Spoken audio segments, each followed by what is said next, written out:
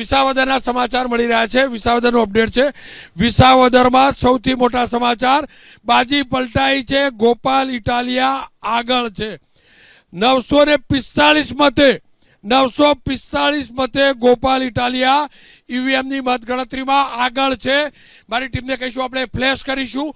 ગોપાલ ઇટાલિયા 945 મતથી આગળ છે। વિસાવદરના વલણ આવી ચૂક્યા છે। પહેલા રાઉન્ડની અંદર ગોપાલ ઇટાલિયા 945 મતથી આગળ છે।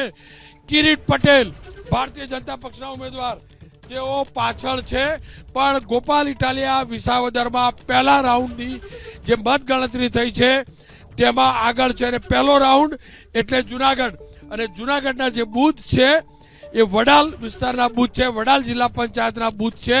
14 બૂથ જે આવે છે એમાંથી તમામ વડાલ વિસ્તારના છે। અને આ વિસ્તાર એવો છે કે અત્યાર સુધીની ગણતરીમાં પહેલા રાઉન્ડમાં એટલે કે શરૂઆતના 7 રાઉન્ડ સુધી બીજેપી આગળ રહેતું હતું, પણ અહીંયા કિરીટ પટેલ વિસાવદરમાં પાછળ છે।